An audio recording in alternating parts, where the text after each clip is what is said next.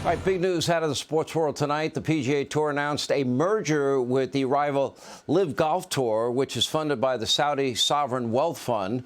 Now, Live Golf has been luring some of the world's best golfers away from the PGA with extremely lucrative contracts. News of that merger came to a surprise to many, but not former President Donald Trump. He actually predicted that this would happen about 11 months ago.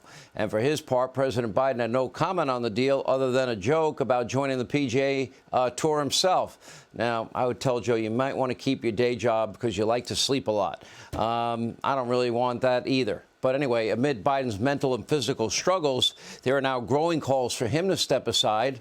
Our friend Stephen A. Smith, host of the Stephen A. Smith Show podcast, of which I have been a guest, is the latest to call for change at the White House. He joins us right now. Sir, how are you? I'll tell you what What's going on, man? It's nice to see you. You got a nice haircut, too. Thank you. Go ahead. I appreciate you're noticing. I will say this. When I read somebody else, a new hire at ESPN, is being paid more than you, no. No. You are the star at ESPN. You get paid more, period. I'm not concerned.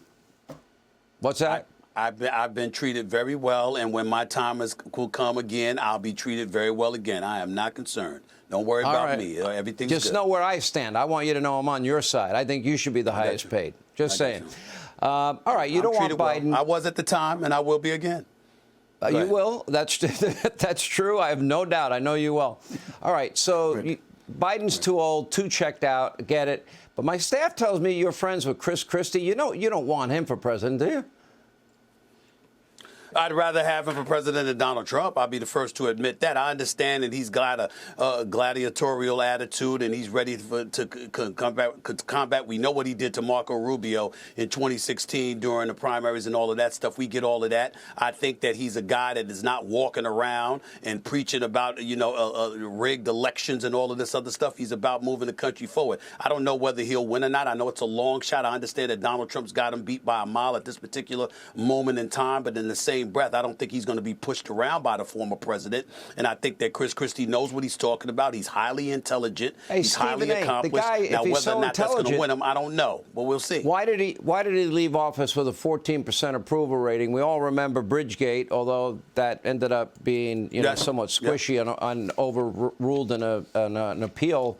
But then there he is, sitting on a beach that he closed himself. One rule for him, one rule for the rest of the people in New Jersey.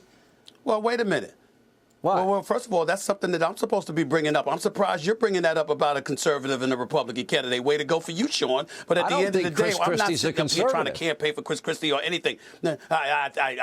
Listen, the bottom line is he's certainly not a liberal. The bottom line is this. When you look at him, and I think that, he's competent, and more importantly, he's going to be talking about issues as opposed to having us distracted with a whole bunch of nonsense that we don't need to be distracted with as a country. That's all I'm saying. Now, whether he wins, and I know it's a long shot. I know it's a very long shot, but I tell you this much, I'd vote for him before I'd vote for any of the Democratic candidates that I've seen. But that's not the same when it comes to DeSantis or Trump. But when it comes to him, I know that's what position I'd take. I'm a registered independent. You understand? Right, and that's what I would take. That's how I feel about it. Why is it you see it, I see it, the world sees it? That is, Joe Biden is, weak, frail, and cognitively he's out to lunch. Why can't Democrats just admit that simple truth?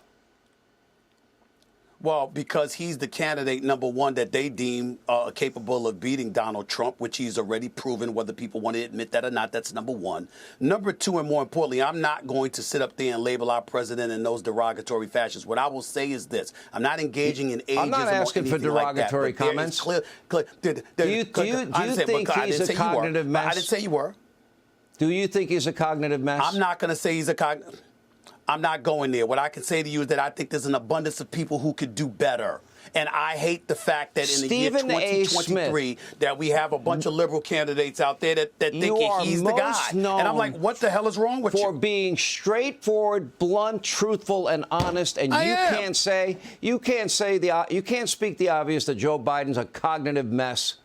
Of course he's a cognitive mess. I'm not going to label, I'm not going to label it that way, Sean. What I'm going to tell you is this. I'm looking at him, and I don't like what I see. I'm not impressed with what I've seen. I've been very concerned with what I've seen. And the fact that he's going to be 82 years of age at election time, if he were to win an election, and he'd be in the White House until he's 86 years old, I think in the year 2023, it is utterly embarrassing that the liberal side has him as their best candidate. What does it say about you when that is the best candidate that you can give the left? That is ridiculous. That's not a knock against Joe Biden, more so than it's an indictment against the Democratic Party.